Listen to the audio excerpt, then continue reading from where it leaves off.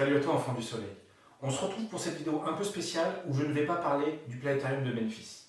J'ai établi pour vous un top 3 des bizarrimétriques dans la grande pyramide de Khéops. Alors entendons-nous bien, qu'est-ce que j'entends par bizarrimétrique? C'est juste des éléments troublants, factuels, mais en aucun cas une quelconque preuve que les Égyptiens aient pu utiliser le mètre.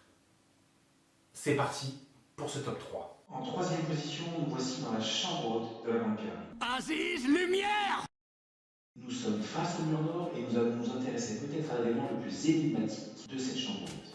Le conduit dit d'aération n'a pas trouvé d'explication de la part des Égyptologues.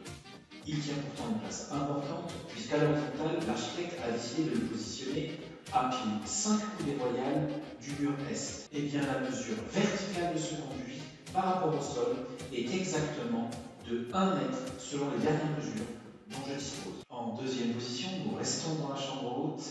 Au niveau du sol, nous allons nous intéresser à la diagonale de ce sol. On s'intéresse à la diagonale puisqu'elle a servi à construire la hauteur de cette même chambre en prenant tout simplement la moitié de cette diagonale.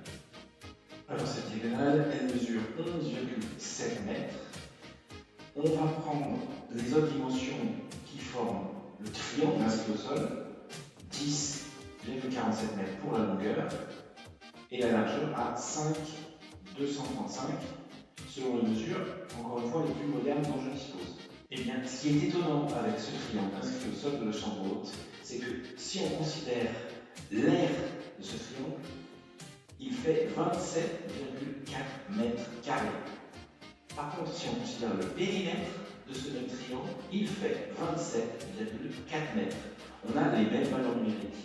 Et pour les puristes qui voudraient prendre la coudée à 0,5236, là, on aura une égalité parfaite aussi, mais avec 3 chiffres après la virgule, 27,416 mètres carrés pour l'air, 27,416 mètres pour le périmètre. On a une égalité unique. Il fallait que la chambre haute fasse 10 coudées par 20 coudées pour obtenir cette égalité en mètres.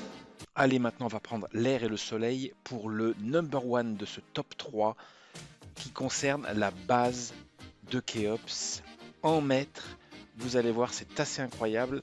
Vous me direz ce que vous en pensez dans les commentaires. Peut-être que vous auriez mis le numéro 3 en 1 ou le numéro 2 en 1. Pour moi, c'est celui-ci, le numéro 1.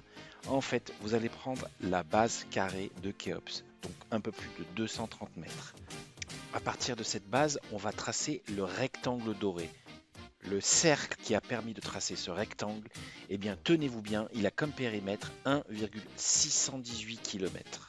Comme pour la chambre haute et de manière complètement indépendante de celle-ci, nous avons une mesure unique, 440 coudées, soit 230,384 mètres, qui nous donne un cercle qu'on va appeler cercle doré, qui fait 1,618 km.